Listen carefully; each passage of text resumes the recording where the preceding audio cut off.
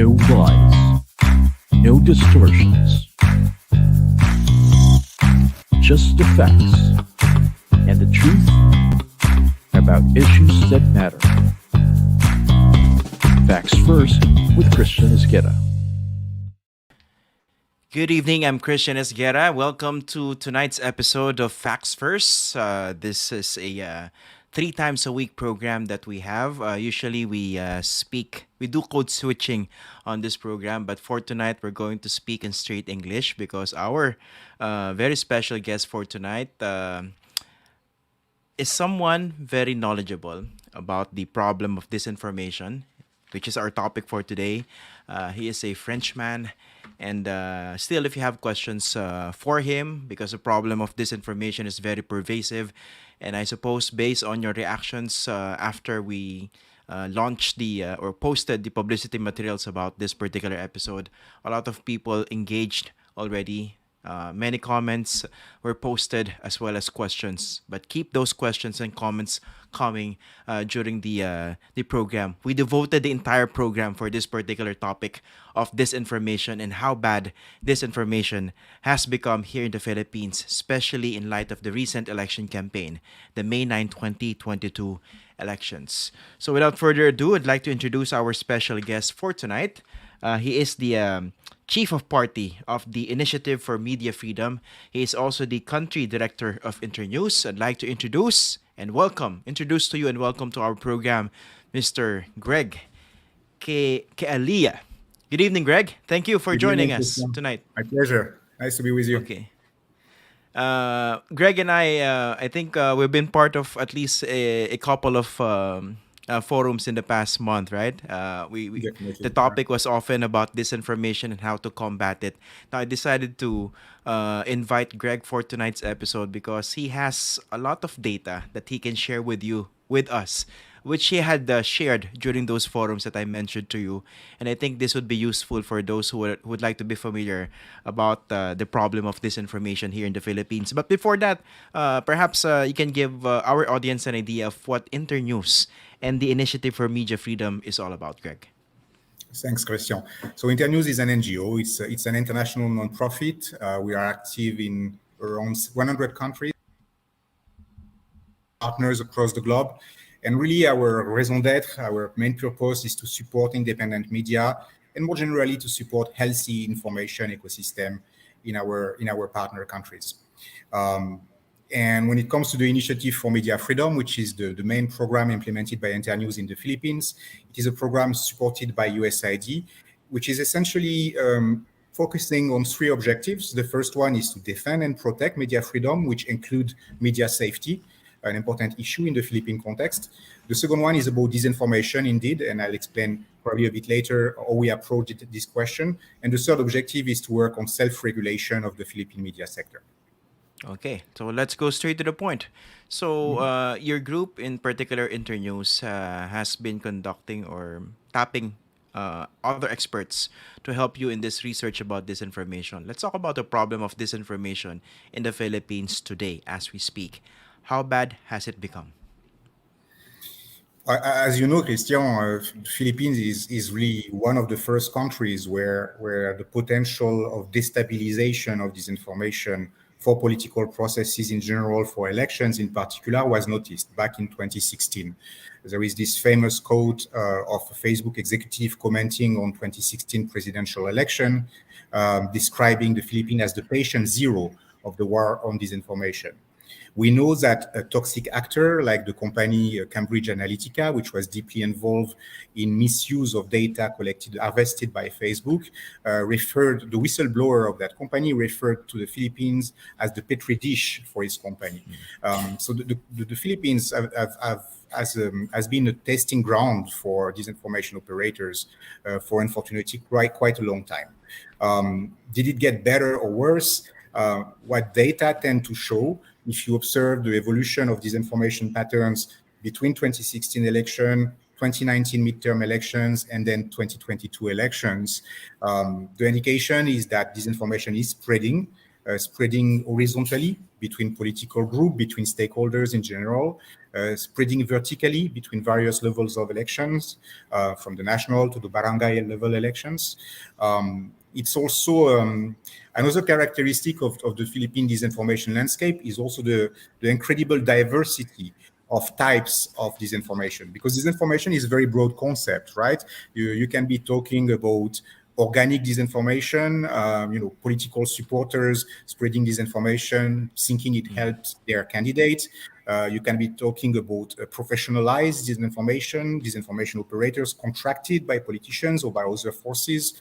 You can be talking about foreign influences. In the Philippine context, we have a bit all of this. So that makes it a very interesting case study, but also a very difficult case study when it comes to tackling, to combating disinformation. Okay. Aside from the diversity that you mentioned, what else is with the Philippines that made it the so-called patient zero in this disinformation war, the so-called petri dish, or as you put it, the testing ground? Why us? There are really various possible explanations, and it's probably a combination of a bit all of those. One of them is definitely the internet penetration and the prevalence of social media. We're talking in the Philippines about an average of 11 hours a day spent on the internet by Filipino users, which is the longest time worldwide. We're talking about over 4 hours and 15 minutes spent on social media every day. Here again, the longest time worldwide and twice the global average. So this huge prevalence of both internet and social media certainly plays a role. I will say, I will advance the hypothesis that the fact the Philippines is an English-speaking country also play a role, particularly for professionalized disinformation operators who want to test their method. It's an easy ground because people speak English, right? And then I would say there are other aspects which make disinformation operations particularly attractive for operators here. One is related to the weaknesses of the political model of the Philippines. The Philippines is one of the very few democracies in Southeast Asia, but it has some vulnerabilities. And one of these vulnerabilities is definitely the dynastic and clientelist dimension of the Philippine democracy, which means that elections are very much personality driven, which means that disinformation works particularly well. And then I will add maybe a last possible explanation, which is of course the geopolitical positioning position of the Philippines, its maritime position, which make it an attractive target for foreign influence operators. How about the issue of gullibility? I hope my fellow Filipinos won't be offended, but I think this is one aspect that I also used to hear, that Filipinos were too gullible. But I don't think that is the case, right? It's an educated country, and I mean it's difficult obviously to assess the gullibility. But if we consider, for example, the digital literacy or the level of education in general as an indicator, there is no reason intrinsically there which will explain the Philippines to be more vulnerable than some other less developed nations. But definitely it does not mean that there is no need for media and information literacy. I'm sure we will come to this.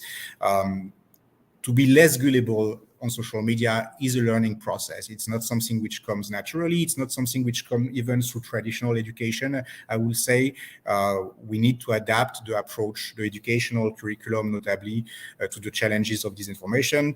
That's true in the Philippines, but we have seen that it is true in the US, it is true in Europe, it was true in UK, it is true in my country, France, it is true in all democracies in reality.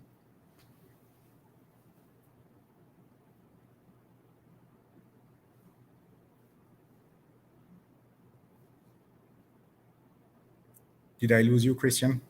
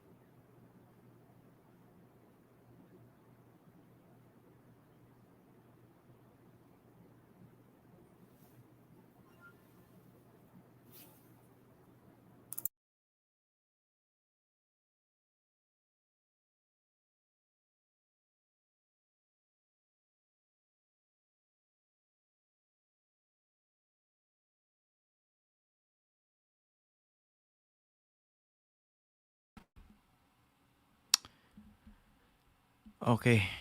I'm sorry, got disconnected, Greg. You were just talking about how. Can you hear me, Greg? I can hear you. Yeah. Okay, sorry about that. I think you went on a monologue for, for quite a while. My I was just apologies really to question our. talking. It's quite ironic because we were talking about how prevalent or how pervasive the internet connection is here in the Philippines, but one problem is the connection itself. Anyway, I'm Definitely. sorry about that. Uh, No, no worries. when I was cut off, I asked you about the so-called gullibility. I mean, was this even a factor or not exactly? What I was saying about this is really it's I think the issue of gullibility when it comes to social media, to consumers of social media, is really is really widespread and noticeable in all democracies and really not specific to the Philippines. As I was mentioning, we saw that during the last US elections. We saw that during the Brexit elections in the UK. We see that in my own country, in France. We see disinformation being used in pretty much all all campaigns of destabilization of democratic model in any country, and independently of whether we're talking about an old democracy or a newer democracy, that gullibility is an issue. We need to approach differently consumption of social media. Therefore, it means we need to integrate in education curriculum the question of the critical reading, the question of the responsible consumption of social media, and that's a widespread phenomenon, not specific to the Philippines. Okay. I think there are also scholars before who mentioned the idea that the Philippines was considered as patient zero in this disinformation campaign, and that the operations or the lessons that were learned from the experience here in the Philippines actually imported, right? Or exported. How true is that? Oh, two, sorry. Yeah, how true is that? That the Um, operations that were conducted here in the Philippines were actually exported in other countries. what I can what I can tell you is that our humble level as an NGO, certainly we are learning a lot from the experience of Philippine organizations, civil society organizations, media, obviously, academic organizations. There are quality and a quantity of research and effort against disinformation in the Philippines, which is unlike anything I have seen anywhere else. And we do use the Philippine experience in our organization Internews to inform the design of programs in other countries. I was recently talking to a few friends, journalists in France, about the issue of disinformation, and there was quite a consensus that there is a lot to learn, including for European operators, from the Philippine experience. Absolutely. Now, the fact that Facebook was also made free in the Philippines, was that how big a factor was that? Well, that certainly contributed to the prevalence of social media. If you look at Filipino internet users, or Filipino social media, internet users, yes, that's correct. The ownership of a Facebook account is quasi universal. 99% of Filipinos who are on the internet have a Facebook account. Um, and as we mentioned earlier, the social media prevalence fueling obviously the potential of disinformation of the social media platforms. It played a role in making the Philippines tempting ground, a tempting testing lab for disinformation operators. Yeah. But is there also something unique about the Philippine experience compared to, let's say, how disinformation campaigns are run in other countries, in other territories? I'll say really, in my view, I don't know if academic researchers will agree with me on this, but in my view, what is really characterizing the Philippines is not something which is necessarily unique. It's the scale and the volume. Or if you want to put it in another way, is the fact that factors which exist in various other environments are all converging here in one single country. I mentioned earlier the diversity of operators, of disinformation operators, domestic, foreign, private, public. Um, I mentioned the spread of disinformation between various levels of elections, between various political groups, the importance in the social media landscape here of micro influencers and influencers in general, which have become a very important issue, very important vector of disinformation. Um, and of course, the prevalence in the Philippines of issues which are not directly related to disinformation, but are both worsened by it and worsening it, such as the question of safety of journalists. All that makes it. It's a big mix of factors which makes the Philippines quite a unique case for people studying and working on disinformation.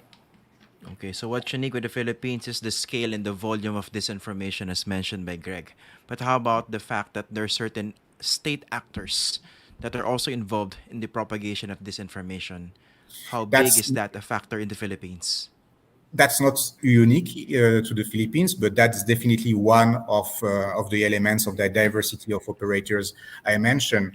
The involvement of public figures in disinformation campaign, and more generally on what we call digital, the question of digital safety, right? I mean, then if you look at the past election cycle or the ongoing election cycle, since we are in the post-election phase, there is another characteristic which relate to the digital aspects of election, which is not disinformation, but cyber attacks. And when it comes to cyber attacks, you have exactly the same diversity of operators. You have cyber attacks which forensic organizations have been able to attribute to private operators, private hacking groups, but you have cyber attacks which have been connected to IP address related to public institutions. So both for disinformation and cyber attacks, we notice the involvement of private operators, of public operators, of Filipino operators, and of foreign operators. But for example, in the Philippines, does Internews have any data or any idea of how pervasive this involvement of certain government officials, personalities, or state actors in the spread of disinformation? We do not have detailed data on this because that requires a level of forensic approach of disinformation, which require technical means which are out of the scope of what we can directly do. What we are interested to monitor though is the use of disinformation by public figures. Whether or not they were at the origin of disinformation, it's very interesting to monitor the way those disinformation campaigns can be repeated, can be amplified by public figure. I take just one example during this election. There was this very problematic page, XSOX, which was spreading disinformation related to the electoral process, presenting forged documents as if they were leaked from the Smartmatic and the Comelec servers. It even eventually led to some arrest by the NBI, by the PNP. That specific page was quoted by a senator, Senator Jaime Marcos, during a session at the Congress as somehow a proof or a source or a valid source of information indicating that there was a problem of fraud being planned, being organized, orchestrated by the Comelec. So that's a very concrete example of a disinformation online in a relatively limited group. I think that group XSOX had by the end of January around 16,000 followers, but which gained considerable momentum, being amplified, being made public, being legitimized by a public figure. And of course, as a senator, Senator Amy Marcos is also the chairperson of the Senate Committee on Electoral Reforms, right? So that in itself puts more weight in her credibility or the lack of it, depending on how you look at it. I'm going to read a comment coming from one of my former students. His name is George De La Rama. His question is, how come other countries are able to fight disinformation and were able to elect progressive leaders, but the Philippines can't? I think this includes a lot of assumptions, right? Perhaps you can answer a related question first. Are there any country? Is there any country that is doing better in terms of fighting disinformation? And then we go straight to the question of George. I think there are interesting elements to look into in all countries, but what is clear, absolutely clear at this stage, is nobody has found the silver bullet against disinformation. Everyone is testing. Everyone is constantly trying to reinvent their approach and their model. because this is what disinformation operators themselves are doing. They are constantly testing the system, constantly finding new way to undermine democratic models and the societies they are targeting. And therefore, I do not know if there are countries which are doing better because it's difficult to assess what does not happen, right? But what is certain is, as I mentioned earlier, there are a lot of excellent elements of reflection, excellent models, excellent experiences in the Philippine environment from which we can learn for the sake of the Philippines and for the sake of other countries too. Absolutely. The other question is, for example, during the recent elections here in the Philippines, do you have any idea of how bad the disinformation campaign was? What we notice, both, so in Internews, we had a modest social media monitoring mechanism we deployed Correct. in December, a few months before the elections. Um, and we observe the evolution of the trends of disinformation on all social media, human monitors. And I cannot emphasize enough how it is important everywhere in every country to have human monitors observing those processes to understand the dynamic and the trends behind those disinformation operations. And be it if you do that on short term, as we did since December, or if you do that on longer term, as excellent researchers like Nicole Curato, Jonathan Ong have been doing since 2016, the pattern is clear. The disinformation is spreading. The phenomenon of disinformation is not under control. This is a prevalent feature in all political processes in the Philippines and in electoral processes in particular. We saw the percentage of election-focused disinformation evolving rapidly, exponentially from one month to another in the last 4 or 5 months before the election. We were observing all disinformation, not only election disinformation, and the percentage of disinformation posts and pages which were related to elections exploded literally in the months prior to the election. So there is certainly an increasingly routine use of disinformation campaign in Philippine politics, as in all democracies here again. Yeah. Although technically disinformation campaigns are nothing new when it comes to election campaigns, but I think the tools, the platforms, the techniques, and the strategies, and the scale, and gravity and impact as well. Those are the things that we have to look at, right? You're absolutely correct, Christian. And I think that's something we always need to have in mind. Disinformation is organically part of political life, organically part of elections too, has existed as long as people have been trying to convince other people to vote for them or to choose them as a leader or as a chief. What is new is the amplification. Is the reach of disinformation campaign, and a key factor of explanation there is obviously social media. Um, Today, through a disinformation campaign, you can not only ensure to reach millions of people, while you will reach probably a few hundred without social media, but you can also make an audience captive with that phenomenon of information bubble, of echo chamber. You can make sure that people who are already convinced will be increasingly more convinced and will have less and less access to alternative sources of information, which of course strengthen the phenomenon, worsen the phenomenon of polarization, which is also one of the features of the Philippine political landscape. Here again, not unlike other democracies. But yeah. Okay. So, in a while, we're going to talk specifically about the platforms that have been that are being used to spread disinformation, basically to spread lies. But first off, I'd like to ask you this basic question, and personally, this is a very troubling question to ask. Are we losing the disinformation war here in the Philippines? Um, I don't think so. I don't think it's time to decide who has won and who has lost this war. Um, the notion of war on disinformation is highly contested and disputed in my field of work. Some people feel that the warlike terminology is not appropriate. There are different opinions on this, and I won't enter that debate. But I do believe we are attending a great battle for democracy of the scale that we have seen in the 30s and 40s, in the 1940s, 30s and 1940s in Europe with the rise of fascism. That's the kind of threat we are talking about, something which is a vital threat for the democratic model.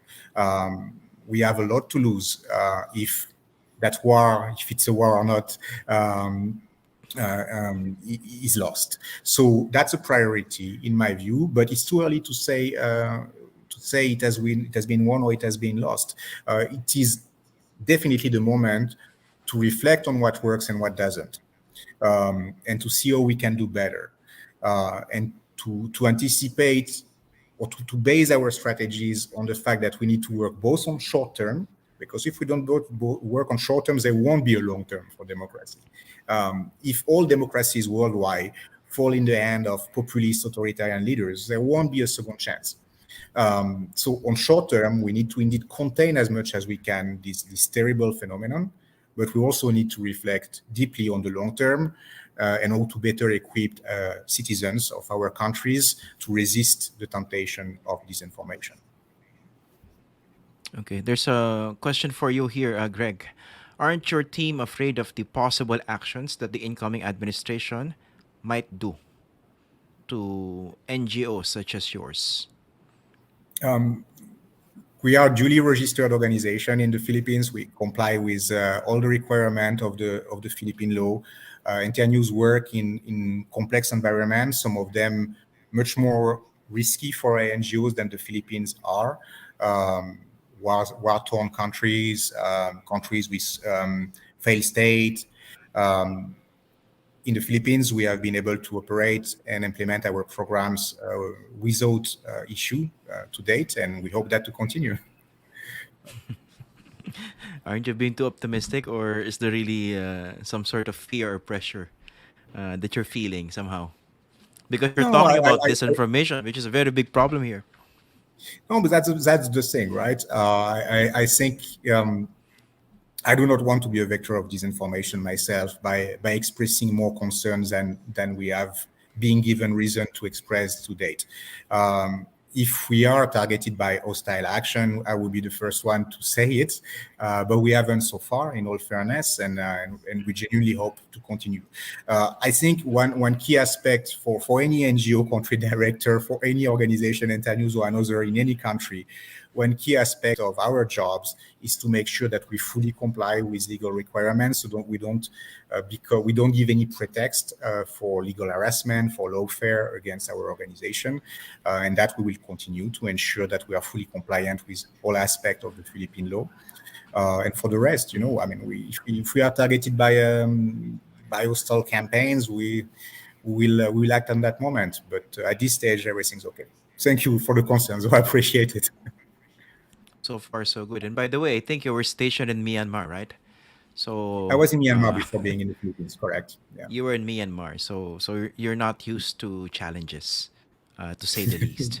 Voila. Okay, voila. Okay. Now, how about this?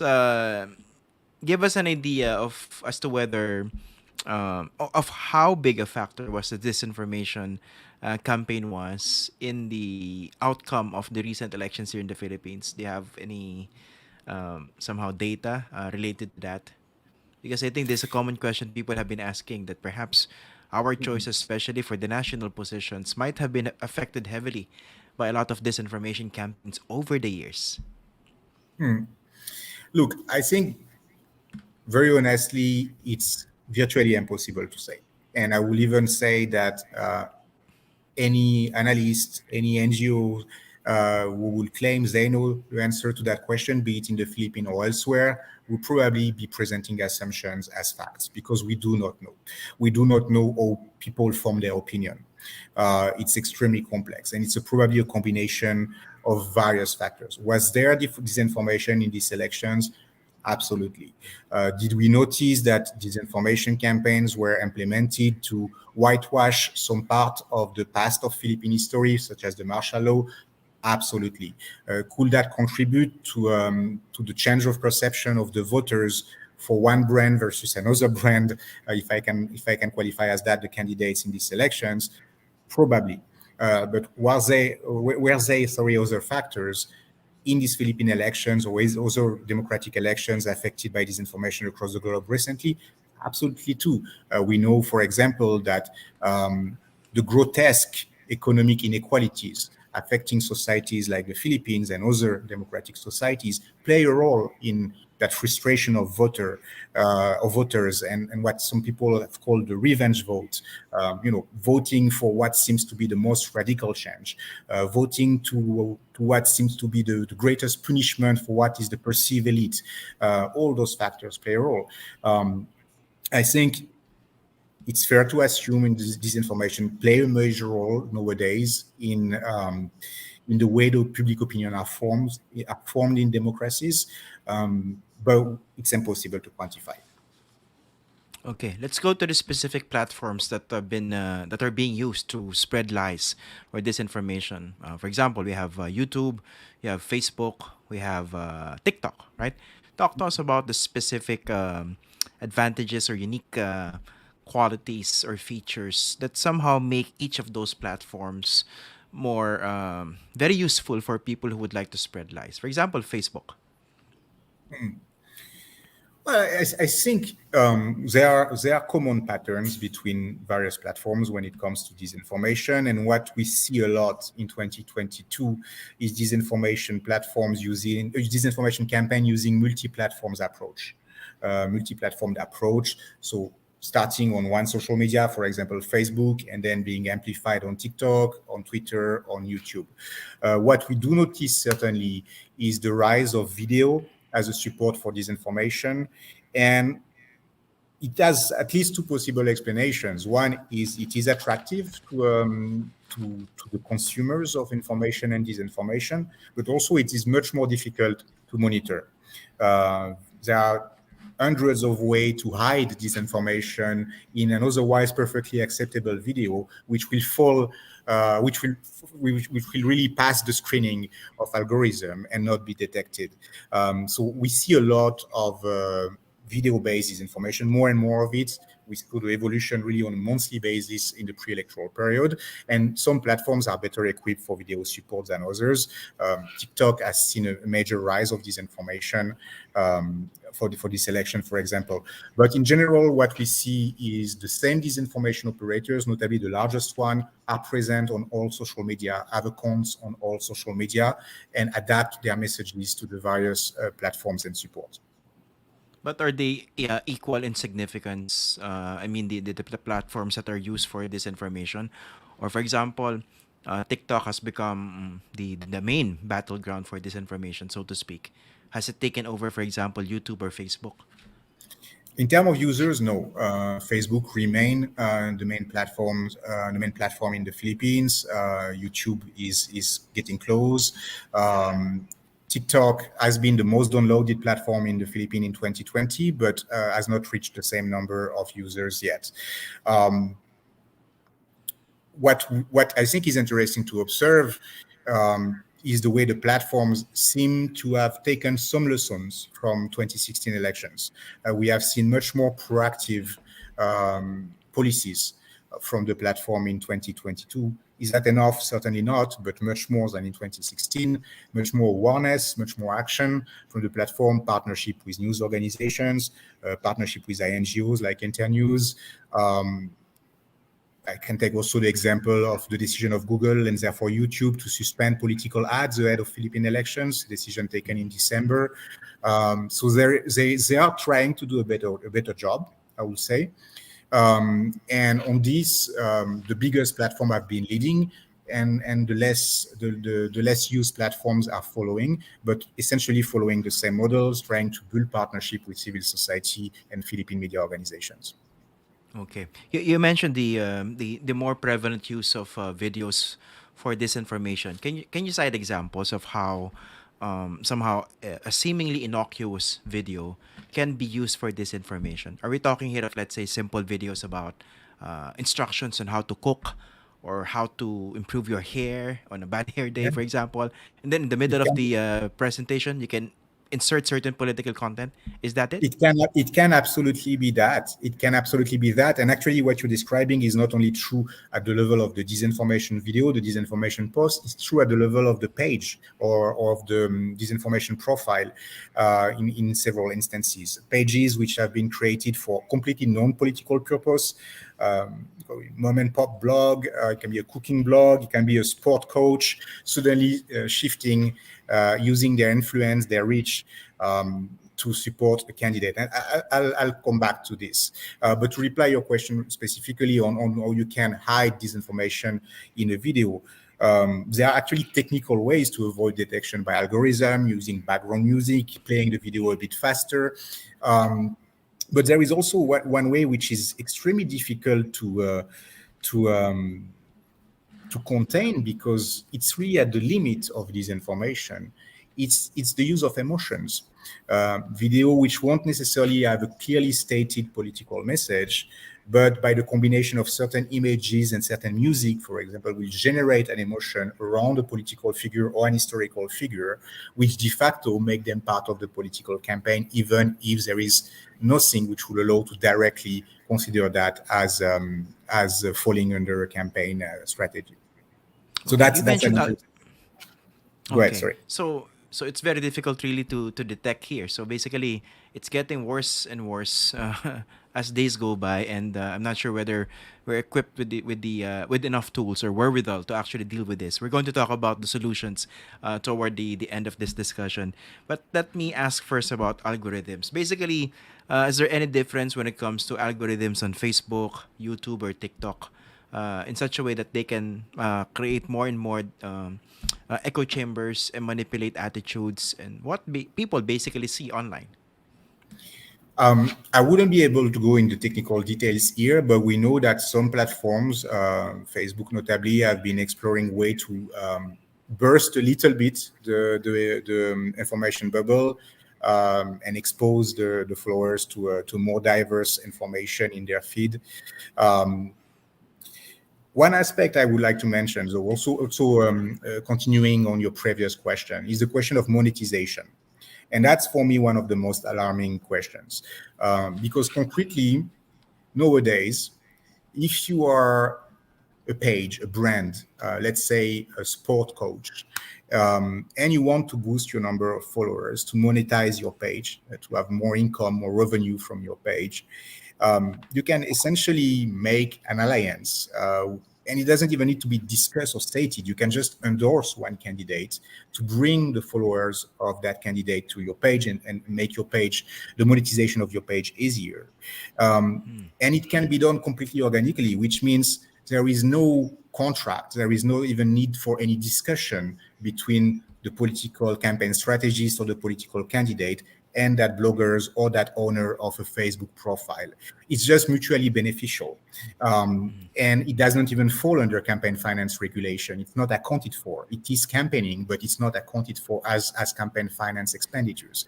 That is, for me, one clear indication that we will need inevitably a deep, profound reflection involving social media platforms and some sort of common regulation of social media platforms, so that they agree on some standard to contain that phenomenon, because that is virtually impossible for electoral commissions to monitor that alone in the Philippines or elsewhere. Be it the COMELEC or any other electoral commission in the world cannot embrace the rise of influencers as political stakeholders. Yeah, actually, I didn't realize the monetization aspect for certain influencers uh, was that big a factor in terms of spreading disinformation until you put it that way. I Yes, hope our viewers absolutely. realize how big the problem is, right? So basically, someone who has a YouTube channel, for example, or a TikTok account, if he or she wants more followers, basically the politician, the candidate, the purveyor of disinformation can bring in those followers, and he would benefit because of the views, right? And then in the Both sides process, will he would just benefit. have to did it.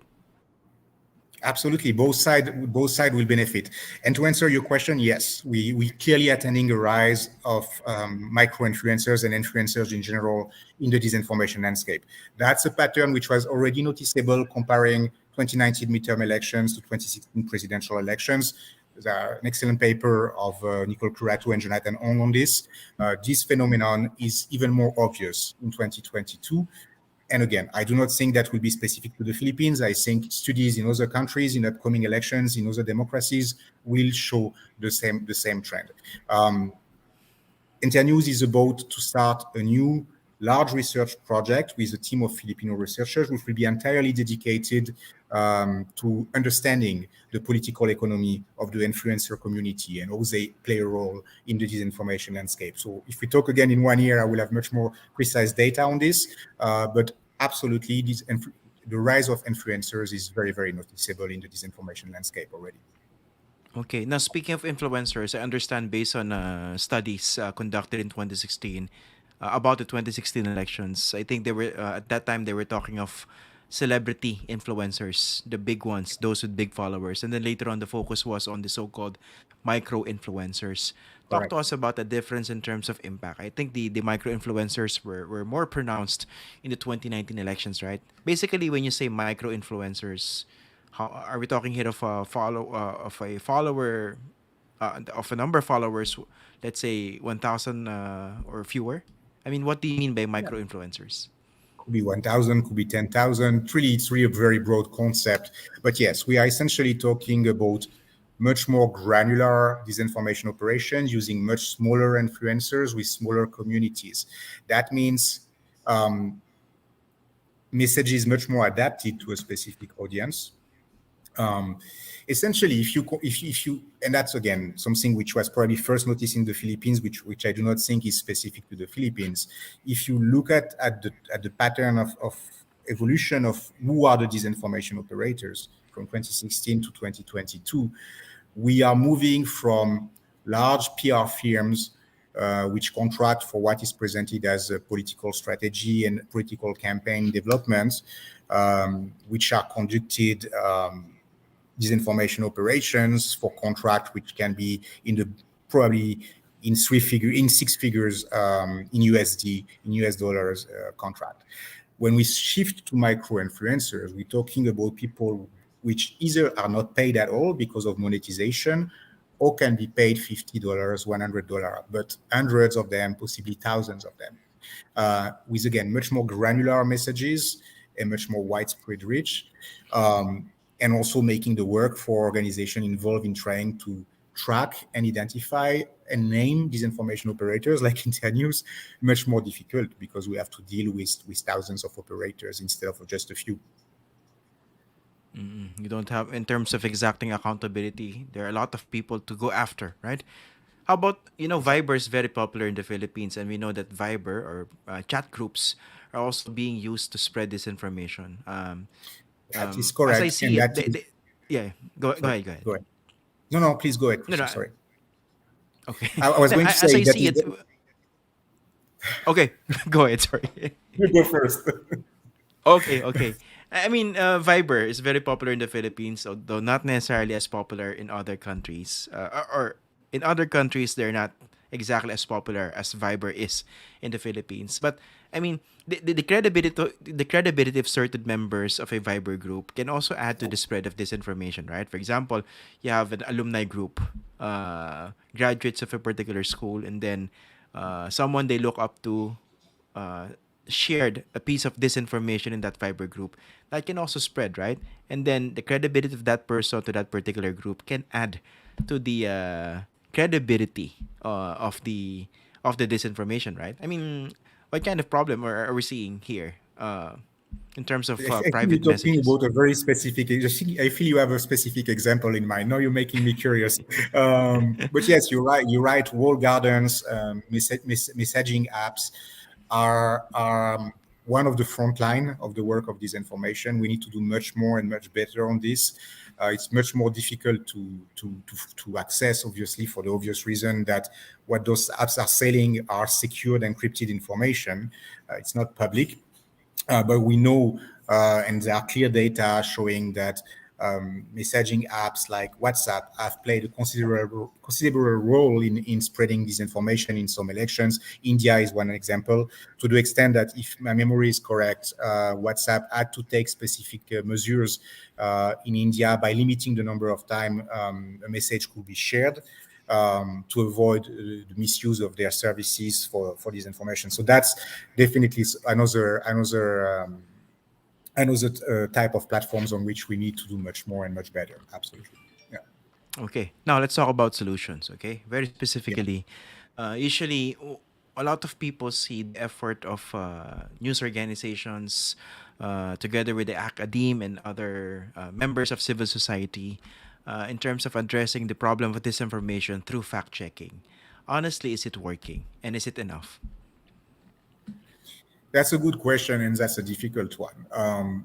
As I mentioned earlier, there is no silver bullet against disinformation, and fact checking is not a silver bullet either. Do I believe fact checking is necessary? Absolutely. Well, first, there is a key principle we need to really have in mind here. The whole principle of disinformation is to undermine the very notion of truth. Is to build this kind of post-truth world some authoritarian leaders have been dreaming about. And fact checkers have a frontliner role in keeping truth alive, in keeping the notion of truth and the notion of data-driven truth, or fact-based truth alive. Furthermore, because there were so many questions about whether fact checking was working or if fact checkers were only talking to an echo chamber, there have been some recent studies, recent international studies looking at the efficiency of fact checking. And those studies confirm that on communities exposed to fact checking compared to communities which were not exposed to fact checking was playing a role in spreading, in slowing down actually the role of disinformation in a relatively minor way, confirming that it is not enough, but nevertheless was contributing to slow down the spread of disinformation. Now, when you look at those data, you need to look at those data having in mind another set of data, which was that study some years ago, which tried to measure the pace of spread of an information on social media, and found out that lies were spreading, I believe, 6 times faster than facts on social media. That makes the volume and the speed of disinformation fact checkers have to deal with obviously absolutely impossible to tackle by fact checking only. But we do need fact checking. I'm absolutely convinced about that. In my view, that's one part of a very large toolbox we need to, and I'm happy to tell you more about some of the tools we implement here in the Philippines, we use here in the Philippines. But fact checking is a key tool, but it must be part of a toolbox. I cannot emphasize enough, there is no silver bullet against this information. We need to constantly test and invent new solutions. Okay, we'll talk about each of the tools that you're talking about, because Internews has come up with this set of proposals to better fight disinformation. But speaking of fact checking initiatives, I think there's also a consciousness more recently coming from news organizations to do fact checking using the Filipino language. And also, one problem Absolutely. is that there's this sustained effort to discredit the mainstream media, meaning the legacy media, the news organizations, established ones, to the point that people don't. There are a good number of people who don't necessarily bother to read the fact checking articles anymore, because once they see that it was published, they automatically say that it's not something to be believed, right? I mean, It's how do you deal with biased and that? yeah. There's a sustained attack on the credibility of the media, and then to the point that they won't even bother to look at the fact-checking reports. Yeah, no, this is a very important question, Christian. And Internews work on a project called the Philippine Fact Checker Incubator, where we work with existing Filipino media, which are going through a mentoring process to then seek accreditation of the International Fact Checking Network and become official fact checkers. And we talk very much with our Filipino media partners, and there is definitely an ongoing reflection, notably after this election cycle, about how to better reach, and notably better reach people the less likely to spontaneously go and read the fact-checking pieces. And that requires, in our view, a few things. One is to reflect about the support. For example, I'm a firm believer that edutainment approaches combining education and entertainment work well, make a product which can be a bit intimidating. A fact-checking pieces can be a bit intimidated for someone who is less media literate or less IT literate. Using tools like edutainment, possibly meme, video, certainly, all that can help new users being reached by fact-checking. We should not abandon the idea of fact-checking just because the current support of fact-checking are not necessarily as efficient as we hoped in reaching the audiences which are the most vulnerable to disinformation. We need to rethink the support, but not necessarily give up on the principle of fact-checking. Okay, let's go to your toolbox. So you said, of course, he has been trying to emphasize to those of you who are watching, listening, there's no silver bullet to deal with this problem, which is very, very grave, even in other countries. But when it comes to this proposed toolbox, what else can we do aside from sustained fact checking?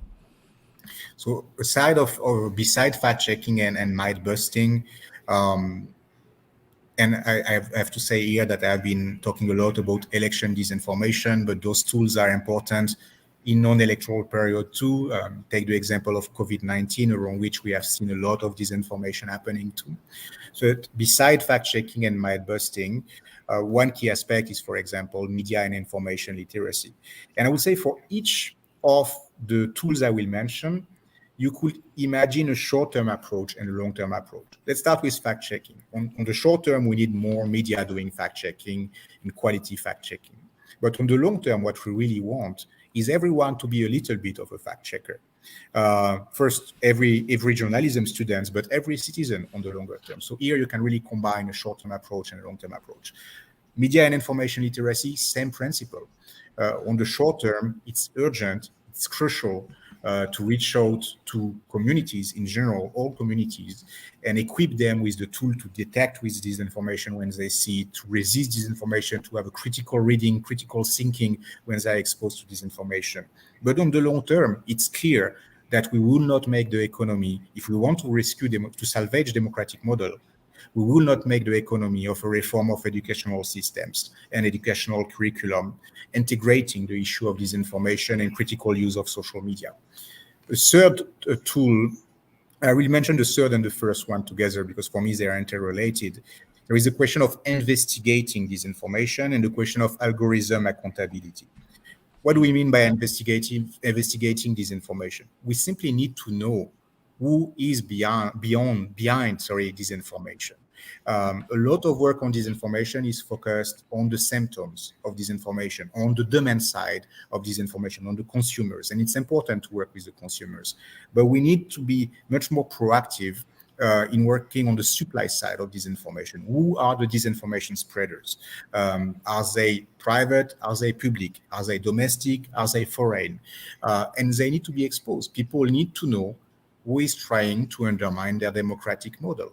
Essentially, disinformation in an electoral context it's an act of sabotage of a key infrastructure of a democracy, which are elections. It's fundamental rights of the citizens to know who is trying to undermine their democratic models. So therefore, it's important to research constantly the issue of disinformation because we know very few on who is spreading disinformation. And we need to constantly continue those research efforts. And that leads me to algorithm accountability. Once we have those data, once we find who is spreading disinformation, we need to have a very proactive dialogue with social media platforms about actions they can take, about their responsibilities to take action to tackle disinformation. And that must be a very critical dialogue. I think there are two excesses when it comes to discussing the role of social media in disinformation in the Philippines and elsewhere. One is to consider that social media are entirely responsible to fix the problem. And one is to consider that social media can do anything and should not be bothered with that. I think we here as on many other aspects, we need to reach some middle ground. We need to understand that there are key aspects of disinformation which cannot be fixed without a proper cooperation with social media platforms. But in the meantime, we cannot rely exclusively on social media platforms to fix that problem. A fifth tool, I have six to propose, if that's okay. Yeah, A go ahead. fifth Go ahead. tool, which is probably the most historic raison d'etre of my organization, Internews, is simply to invest and support fact-based, data-driven, quality journalism. And I would say it's even more essential now after this pandemic, which, to use the work of a famous Filipino journalist, has constituted an extinction event for Filipino media, for the very vivid Filipino media landscape. We need to make sure that media which are doing work consistent with quality standard of journalism, ethical standard of journalism, using data, using fact verification, are given the mean to survive economically and as a model. And there are various ways to do that, which I can explain more in detail if you'd like, but we are exploring a few right now in the Philippines, and some of them are really encouraging. Go. Just to finish with, Okay. Okay. yeah, yeah. Go with the six Yeah, first. to Okay. finish with the toolbox, the sixth tool is policy advocacy, and here really in the broad definition of policy. Um, and that's a topic I'm always approaching very carefully, because policies sound awfully close to regulation, and regulation in some environments sound awfully close to censorship. So this is not what I'm talking about. Every policy advocacy should be done keeping in mind the principles of internet freedom, but there are aspects such as self-regulation of the media sector, media citizen engagement mechanism, media councils, etc., which can be extremely useful in the fight against disinformation. I'm done with Okay. my toolbox. Sorry, Christian, I was a bit long.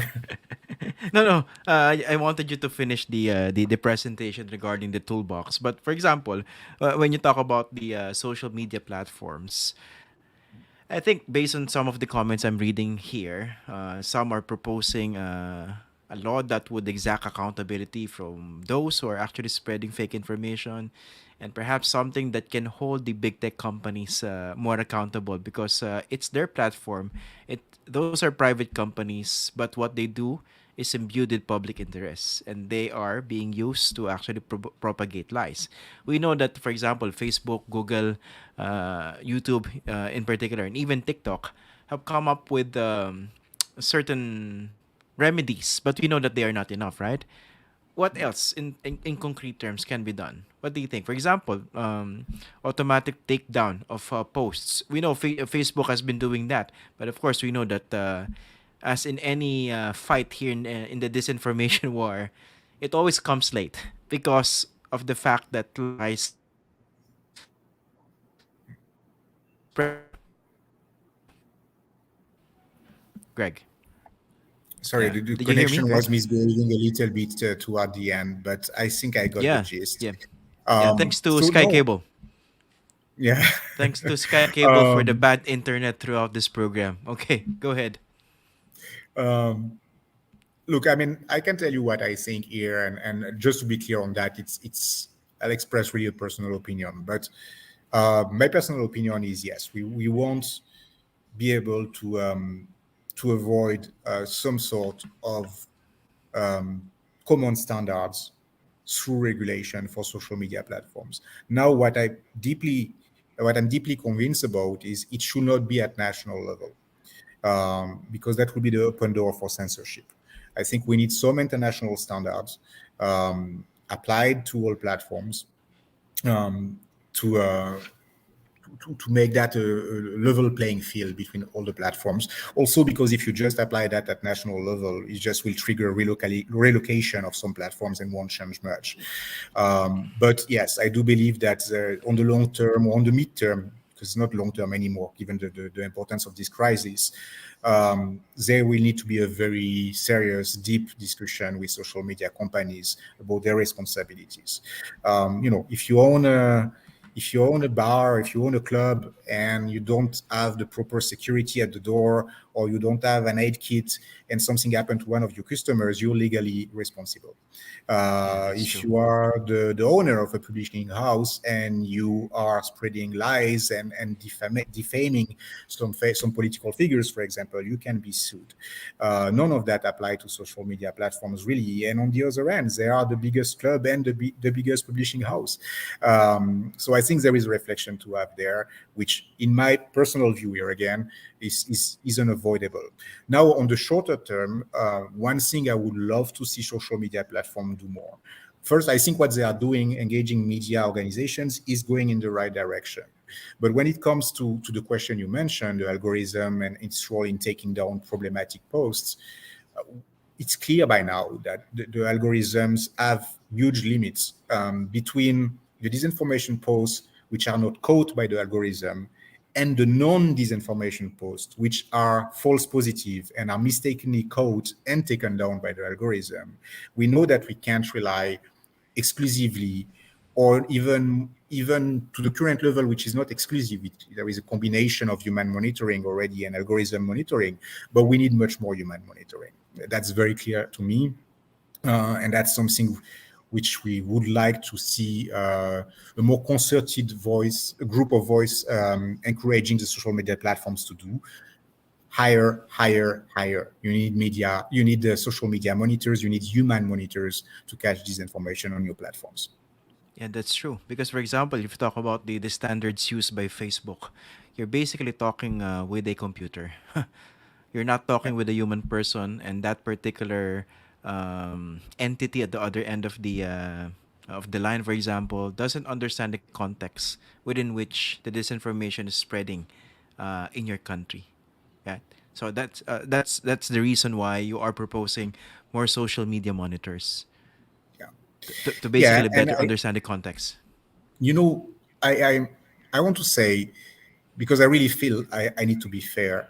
Um, I've been talking for some years now with representative of those social media companies, people at country level like us, people based in the Philippines, in the current on this case, and I'm actually optimistic because among the staff of social media companies, among the Filipino staff of the social media platforms you have mentioned, there are extremely good willing people who really realize that there is a need to make better, to do better, and are really conscious of their responsibility and trying to move the needle in the right direction in their own companies. They need to be supported. Um, but for that to work, it also means dialogue at much higher levels than we are here, dialogue between governments and social media companies, between international organizations, possibly the UN, and social media companies, with the leadership of social media companies, for them to understand that it is a corporate social responsibility for them to do better on preventing disinformation. We know that social media companies never intended their services to be misused to undermine democratic model. They are not evil, but disinformation operators have found the weaknesses and the gaps in their system and are using and abusing those gaps and weaknesses, those flaws of the algorithm. Yeah. They need to fix Yeah. that. Okay, that's true. That's true. I agree with you in that respect. There's a comment from one of our viewers. We need laws to make them accountable. Basically, the purveyors of disinformation. I think this can also be a dangerous thing, right? Especially in the context of what you said earlier, when you put this at the national level. Because here, for example, a piece of legislation that is crafted under a disinformation regime can actually be used by the very purveyors of disinformation, meaning the state actors, to go after the truth seekers, right? I mean, there are a lot of possible avenues for abuse as well, right? Yes, I understand the legal temptation. And to some extent, I do believe, as I said, that at the international level, we will need to have some sort of regulation when it comes to social media companies themselves. But when it comes to criminalizing disinformation, I think we need to be very careful. I understand the anger, the frustration disinformation operators can trigger. I'm myself very angry and very frustrated when I see people spreading lies without consequences, notably during an election. But as you say, Christian, that can very quickly evolve into very quickly be instrumentalized, utilized for censorship. Remember the case of the Bayanihan Act.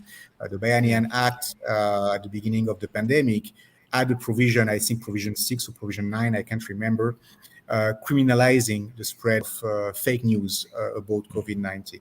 But there was no definition of fake news. And when you don't define something as vague as this concept, it's pretty much an open door to arrest anyone spreading information you're not happy with. So that's a dangerous and very extreme tool, I would say.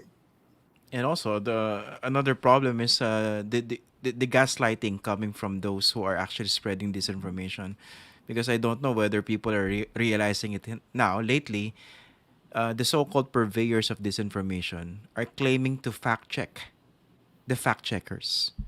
I Yeah, mean, they're trying to I've seen destroy that the one. facts. I mean, you've seen that, right? They're they're all over the place. So I mean, how do you deal with a problem that mutates by the second? I mean, there are a lot of avenues for them to spread their lies, and I don't think we have sufficient imagination as we speak to be able to deal with those problems, right? But here, there's a question coming from another viewer. Any international examples where individuals or groups who spread disinformation were made accountable? Yes, plenty. But mostly, I would say, in not necessarily as democratic political environment as the Philippines. There are plenty of countries where there are some degree of criminalization of the spread of disinformation. Again, I think we can look. We can have a comparative study of legal frameworks, and actually, that's a very interesting research project we should consider having. Um, but what really is the concern for me is the definition of the concept of disinformation, the definition of what is fake news. If that would be an easy definition, we will not be where we are today, struggling with this problem as we are. It is a very vague concept, and this is where I do believe in a more educational and less sanction-based approach.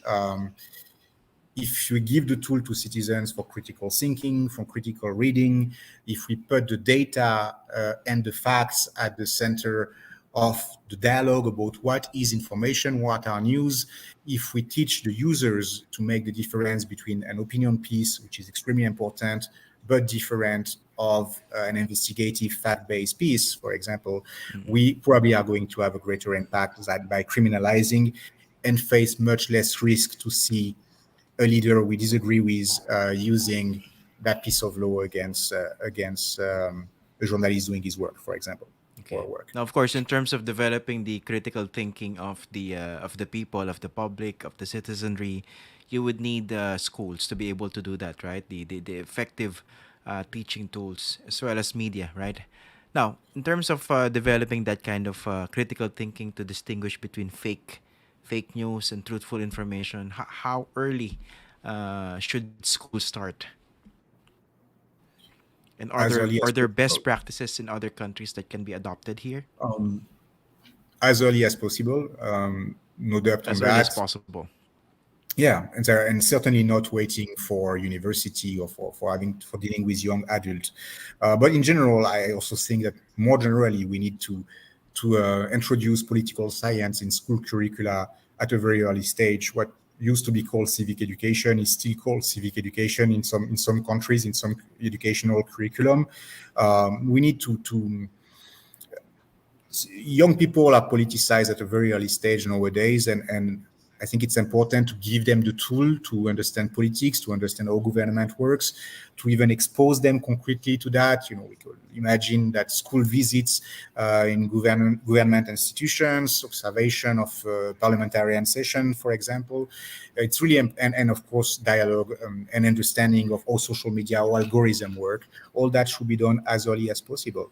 I mean, kids are accessing outlets and social media platforms at a very early age now. But to reply your previous point, Christian, yes, definitely media and information literacy, critical thinking needs to go through formal education, but there are other ways on shorter term to re-inoculate some critical thinking in the citizenry through media and information literacy campaigns, which do not necessarily need to go through the formal education curriculum. I really say we need both. On the short term, we need media and information literacy, helping people to better understand how the social media they are using works, why they essentially seeing one type of news in their information feeds, these kind of things. And then we need to invest on future generations, and that will take 1 or 2 generations probably to go there. So we really need both, because we do not have the luxury of the time anymore when it comes to combating disinformation. It's an emergency. And by the way, does your group have any program for trainers to be able to teach children in the formal education sector We on do how not. to spot fake news? In the Philippines, we do not work yet, and I hope that will change one day with formal education.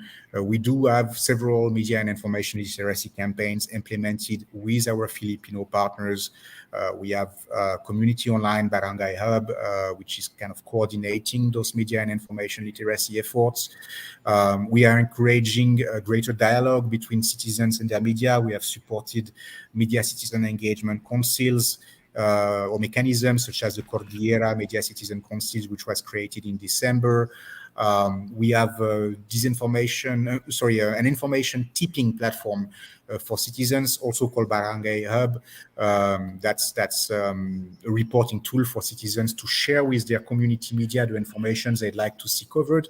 And we also have a tool, totooba.info, which allows citizens to report this information directly to Internews so that we can process those data and discuss those findings with social media platforms. But at this stage, unfortunately, we do not have a formal partnership with formal education institutions in the Okay, Philippines. we're nearing the end of our program, and I'd like to read a couple of questions and comments. I think they're very relevant. First, this one, I think this is a valid concern. How much did the long lockdowns or the pandemic lockdowns affect the spread of disinformation? And yeah, another very good question from your audience. In our assessment, considerably, the exposition of Filipinos and of everyone worldwide, for that matters, to social media as a quasi-exclusive source of information was amplified by the lockdowns, and by the pandemic and the various form of quarantines globally. In addition, people, as we all know, we were all in that situation.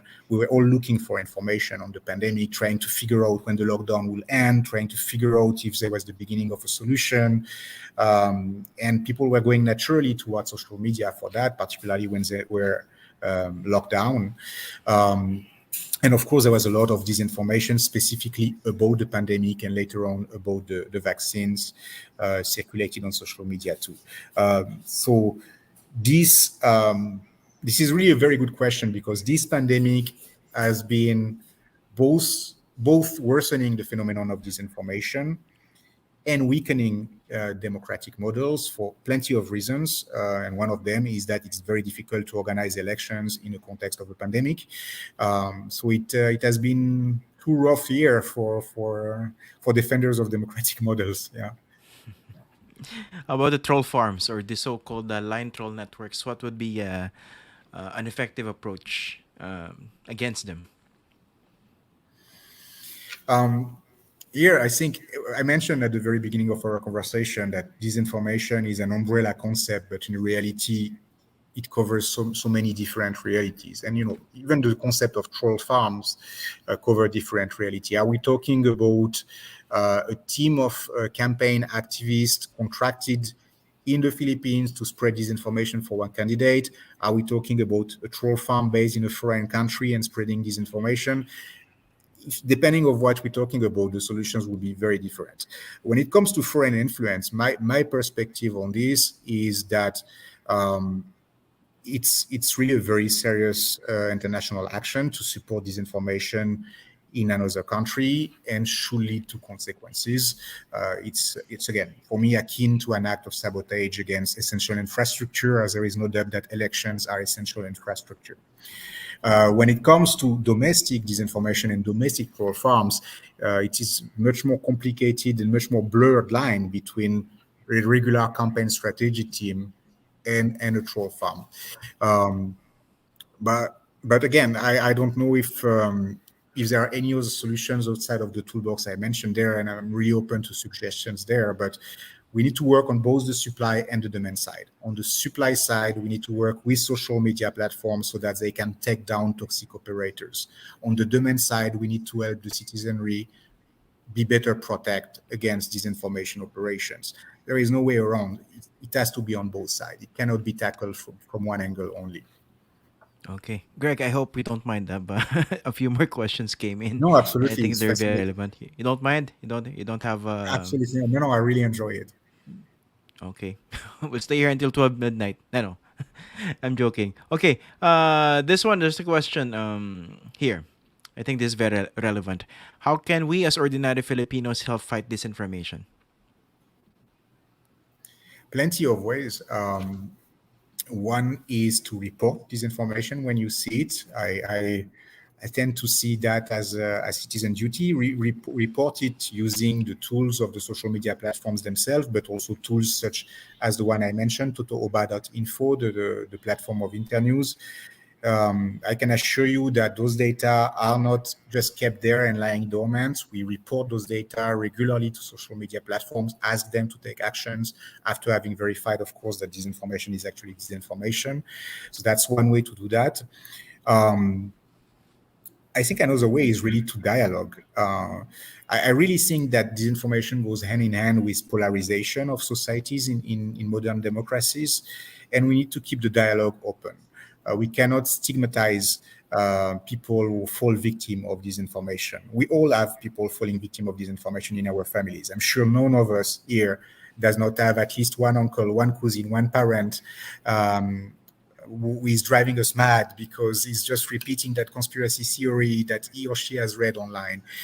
We need to keep a dialogue open. We need to keep those people accessing better sources of information. We need to keep in mind that they are not the culprits, they are the victims of disinformation operations. Yes, they can be utilized to spread further that disinformation, but they are first and foremost victims because they have been deprived of a fundamental right every citizen should have, which is to have access to quality information. So we need to approach them first and foremost as victim of disinformation. Another way is to support media and information literacy, spread the good word about the importance of critical thinking, the importance of critical reading. Um, Help your media when you can. We all have our favorite media. We all know that no media is absolutely perfect, but we need to learn to make the difference between clickbait, hate spreading pages, and journalists adhering to best practices and ethical standards, and we need to support them. And one of the way to do that is just to buy newspapers or to buy subscriptions. So there are plenty of ways where at our levels as citizens we can help the work against disinformation. Okay, this one. If the disinformation continues in the next few decades, what will be the long term impact of this? And I think a related question is, do you see a tipping point for disinformation, or is this something we have to deal with indefinitely, or perhaps for the rest of our lives? I think disinformation, a bit like global warming, is a calm down, and that if we do not act quickly, it will be too late eventually. Uh, Recent study by the organization International IDEA showed that 70% of the population in 2022 live under either an undemocratic regime or a backsliding democracy, a democracy becoming more authoritarian. And this deterioration of democracy is not is a new phenomenon. It is something which has been worsening over at least the past 2 years, and depending on which data you look at, the past 5 years. So democracies are losing ground, and I would say democracies are under attack. By authoritarian regimes, by disinformation spreaders, by people who have not the best interest of the population of our countries at heart. So there is an urgency. There is a, and I genuinely do believe that if not much more is done against disinformation in the coming years, it will eventually be too late. So that's one thing we try to do at our very small, humble level at Internews, is really to raise awareness in the international community about the importance of this phenomenon and the risk it represents for democracies. And Christian and I were not so long ago given the opportunity to brief a few representatives of the international community of the situation in the Philippines. And I think this is the kind of thing we need to keep doing. This is a crucial time, and this is a vital moment for democracies. Greg Kehailia, thank you for those thoughts, those information that you just shared with us. Our viewers are very happy with your with your answers, with your perspectives, and we're very grateful that you decided to join us tonight. It has been a very Thanks, Paul. fruitful discussion, but more importantly, I hope this could help not exactly solve the problem. Of course, that would be the goal, right? But at least minimize the spread of disinformation in the immediate term. Thank you very much, Greg, for joining us. Thanks so much for having me, and thanks to your audience for fascinating questions. Thank you so much. We'll stay in touch because this is a continuing battle that needs the support and contributions from all stakeholders, not just Internews, not just the journalists. But thank you, Greg. Look forward to that, Christian. Have a good evening, everyone. Good evening. Good evening to you. Bye.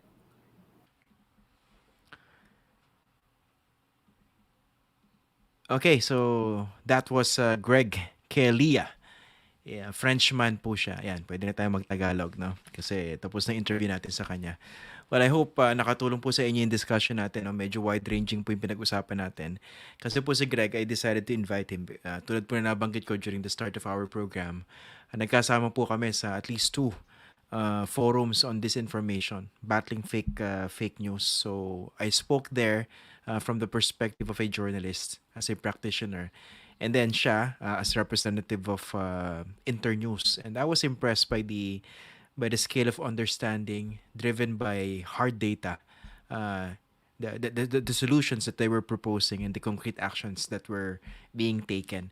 So sana po nakatulong sa inyo yung discussion. At napakaganda po ng mga tanong nyo actually, no?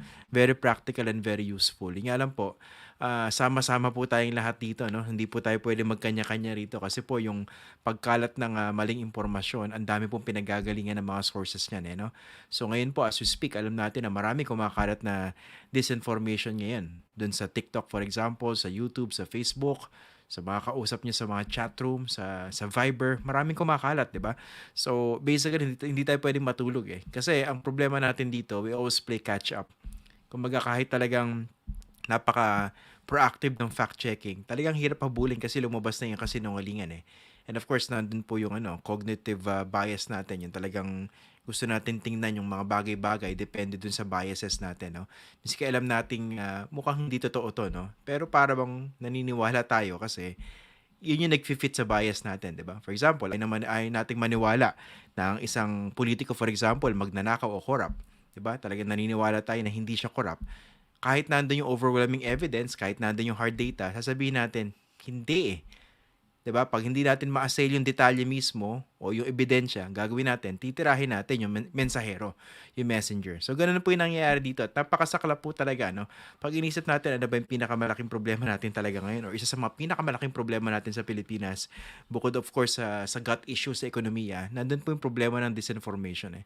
So I cannot imagine what kind of society we would become if this continues for years to come. Talaga nakakatakot po, no? At maganda yung pagkakalatag niya rin sa problema na maganda yung tanong ng isa sa mga nanonood po sa inyo kanina. Sabi, meron ba siyang parang tipping point? Sabi niya parang global warming, no? So we should act now because otherwise it would be too late. And let that be a lesson, no? So binabanggit ko sama-sama po tayo dito. Kayo in your own ways, dapat talaga mas maging mapanuri tayo. Alam niyo po napakalaki ng ng role ng formal education dito sa laban natin against disinformation. Ako po bilang isang teacher, kanina may isang nag-shout out dito, no, co-faculty ko raw siya sa UST. Thank you for watching, no. Sa school kasi, talaga ang laking bagay ng development ng critical thinking. So nagsisimula yan dun sa basic education. Napakabata pa lang, di ba? Tinuturuan natin yung mga estudyante. Tayo, dapat tinuturuan kung paano maging critical thinkers. Yung nga lang, medyo masaklap ngayon kasi minsan magugulat ka, pati mga history teachers, sila mismo yung nagkakalat ng mga fake information, no? Alam natin na merong initiatives ngayon sa mga iba't ibang mga school sa ating formal school system to actually deal with the spread of disinformation. Doon po pumapasok yung media education para yung mga tao po maging media literate. Ibig sabihin, mas maintindihan kung ano ba yung role ng media, paano ba tumatakbo, ano ba yung mga kalakaran, for example, sa pagbabalita. Nga lang, may tanong din ako, gaano ba kalalim din yung training ng mga nagte-train, yung mga nagtuturo, di ba? Kasi alam nyo po, sa karanasan ko po bilang isang guro sa pamamahayag, basically journalism teacher, ang course po namin 4 years. And imagine, 4 years na pinag-aaralan yung iba't ibang konsepto, area, bukod po rin sa practical training sa journalism. At hindi po madaling ituro yan at hindi po madaling matutunan. Yung nga lang pag-intindi ng role ng journalism sa isang demokrasya. Ngayon, di ba, ang hirap-hirap ipaliwanag, di ba? Pag diniscuss ko, for example, ano ba yung bakit ba kailangan ng free press sa isang demokrasya, babanat na naman siguro yung mga trolls dito. Wala kang pakialam sa'yo, di ba? Bobo ka naman, di ba? Ganun lang eh. Ganun kadali sa kanila para sirain yung isang posisyon eh. Kasi nga, ganun yung naging situation natin eh. So, hindi po madali yan. Kaya nga, we really have to fix a lot of things in our society, in our school system to be able to develop critical thinkers. Kasi, iyan isang magandang panlaban dito sa disinformation eh. Instead of talking about the don'ts, let's talk about the do's. Ano mga pwedeng gawin? Empowering the citizens on how to identify fake news. For example, di ba minsan mapapaisip ka, sinabi, may ganitong impormasyon. Pag meron kang background dun sa issue na yan, mapapaisip ka, parang malabo yata na totoo to. No? Kasi ang alam ko, ganito yan, di ba?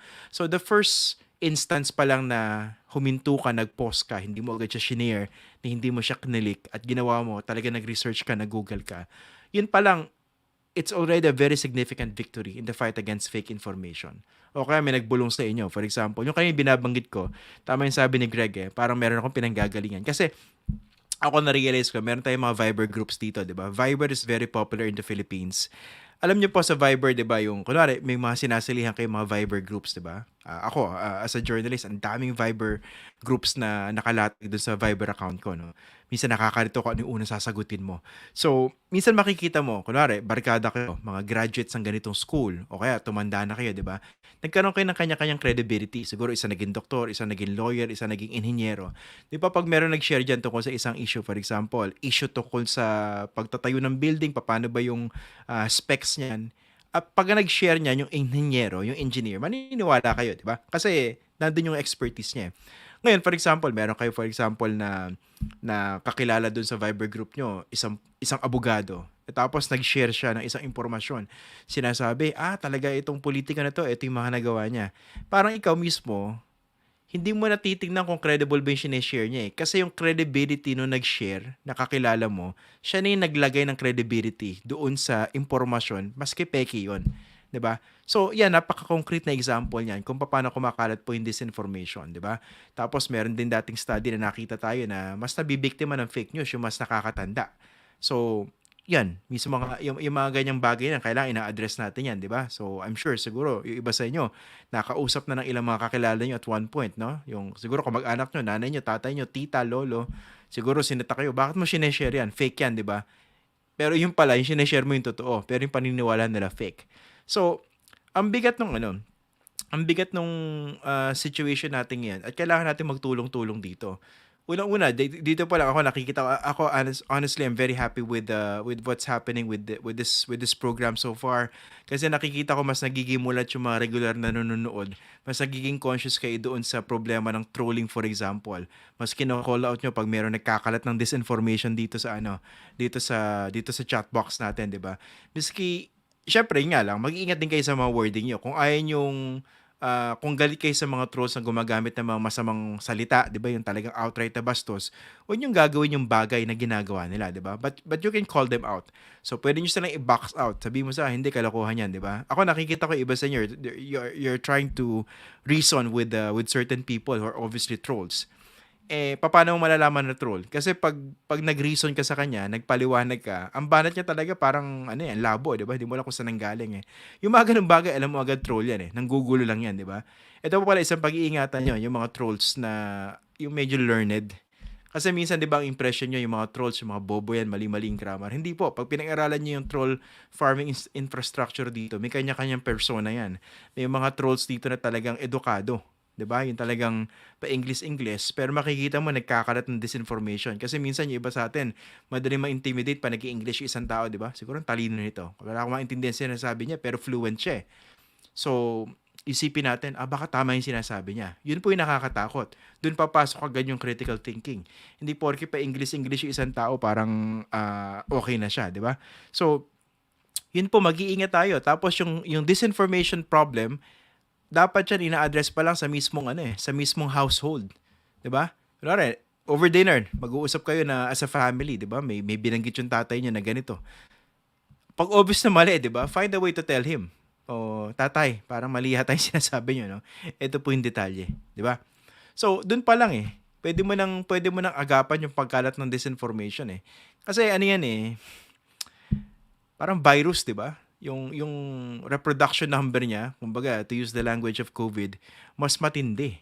'Di ba? Yung pag isang tao nagkalat ng disinformation, kunwari, 'di ba, yung a group of sales ladies for example, as a group of baggers sa isang supermarket, a group of teachers. Pag nagkalat ng fake information yan, ang tindi ng kalat. More so yung teachers, maniwala kayo. Yung teachers kasi, ako may dati akong teacher, yumauna po siya, isa po siyang German. Okay? Ang lagi niyang ina-advise sa akin when he was my teacher, sabi niya, teaching allows you to multiply yourself in other people, in your students. Ang ano yun, may drawback yun, di ba? So, multiply yourself if you're doing the right thing, if you're teaching the right lessons to your students. Dadalhin nila yan for years to come, especially if you talk about basic education. Pero pag naturuan po natin ng mali yung ating mga estudyante, imagine yung impact niyan, di ba? Kakalat yan. So, matinding pag-iingat yung kailangan natin. And of course, we need a lot of critical thinking to be developed here. So, yan. Ang dami nagko-comment dito. No? Nagpapa-shoutout si Lamayan Roel. Boss, pa-shoutout naman yung YouTube ko, boss. Teka lang. Medyo malabo mata ko, no? Ayan. So, yun. Ayan, sige. Kanina sabi ni nung isang nanonood sa atin, medyo nosebleed daw yung discussion natin. Kaya nga, medyo nira-wrap up ko dito sa dulo, di ba? Tinatagalog natin. Or Filipino. To be precise, Filipino po, hindi Tagalog. Okay? The language is Filipino. Okay? So, ginagamit natin yung Filipino as a language para mas maipaliwanag po yung mga napag-usapan natin. Nga po kasi Frenchman yung kausap natin at napakalalim ng understanding nyo dun sa disinformation at napaka-importante ng pinag-usapan natin. So kahit medyo nosebleed, sana marami po kayo napulot. Yung nga lang, unfortunately, medyo fail po yung internet connection natin for tonight, no? Again, salamat sa iyo Sky Cable for nearly messing up the the interview. Pinaghandaan natin mabuti to kasi napaka-importante ng discussion no. Chine-check ko yung sa speed test no. Napakabagal ngayon no. Imagine download is 5.1 Mbps tapos upload 9.884 Mbps. Ang subscription ko po nasa 100. Yan. Hindi ko alam kung ano nangyari sa Sky Cable. Sayang. Okay, before we end, siguro babasa ko na ilang mga rito, yung mga nanonood sa atin. Ayan. Si Kenny Ken, madalas manood dyan. Hi to you, Kenny Ken. Tapos si Willie Tagikana, is watching from CA. California yan, di ba? Yan. Ayan. Yan, si Vida Dulay. Eto si Vida nagtatanong, paki-summarize daw yung 5 approaches or proposals. Ito po yon. Yan. Number 1, against disinformation. Support fact-checking and myth-busting. Number 2, media and information literacy. Number 3, disinformation investigation. Number 4, algorithm accountability. Number 5, investment in quality information and fact-based journalism. At number 6, yung policy advocacy. Yun po. Ayan. Si Chili P. Ayan, nagpapa-shoutout din. Tapos si Kenjiro Tito, hi from Japan. Ang tipid nyo, no? Para kayo nagte-text. Ayan, buuin nyo na yung buuin nyo na yung words nyo pa nagtatype kayo sa chat box. Ayan. Kayo yung wag nyo nang i-shortcut kasi grammatically nakakasira po sa pagsusulat natin yan. Pag yung tinatanggal niyo yung mga vowels tapos puro consonants, mahirap. Ayan. Yun. Tapos lastly, bago po tayo magtapos, ito si Jorma Jeffries. Tama ba, Jorma? Ayan. Watching from USA. Laki niya na. Saan ba sa USA? Si Divine Arogo. Ayan, may sinasabi siya. Basahin nyo na lang. Marisa Mandal, nosebleed. Okay lang yan. Gamit lang tayo ng tissue. Ayan, wag lang yung damit na puti kasi mahirap laban. Ayan, bago tayo matapos, no, yun nga po, gusto kong ipunto kasi gagawa ko na siguro I'm planning to do an explainer about this in the coming days, yung mismo mga fact checkers, sila yung biktima ng fact checking. Yung mga ang tawag ko sa kanila fake checkers eh. Diba yung may mga news organizations in cooperation with members of the academy, ginagawa nila, nagfa-fact check, diba? Dito sa program natin, nagfa-fact check tayo, diba? Pero magugulat kayo, yung mga nagkakalat ng maling impormasyon, yung mga nagkakalat ng kasinungalingan, sila pa ngayon yung nagsasabi na dapat daw i-fact check tayo. Okay? Ganyang katindi, ganyang kademonyo, ganyang kadiabolical yung pinagagawa ng mga tao na to. Ayan. Kaya ako, kino-compare ko siya sa yung familiar sa inyo sa Black Mass, 'di ba? Yung mga satanic rituals, yung 'di ba ginagawa nila, they mock the holy sacrifice, the holy Eucharist, 'di ba? Ginagawa nila, gumawa sila ng version, tawag doon yung Black Mass, to actually mock the faith, the Catholic faith. So, parang ganun yung basa ko sa ginagawa nitong mga nagkakalat ng fake information na to, no? Yung kabutihan na ginagawa ng fact-checking, dahil tinutuwid natin yung mga baluktot na kaalaman at saka impormasyon, minamak pa tayo. Di ba? Hindi ba kademonyohan yun? So, yun. Marami pa tayo episode regarding disinformation. Susunod, pag-uusapan natin exclusively Facebook. Yan, mga may hinahaya po akong topics regarding that. Paano ba yung reporting system sa Facebook? Bakit napakatagal sumagot? Paano ba nagwo-work yung algorithm sa Facebook? Yan, inihahanda po natin yung topic na yan in the coming days.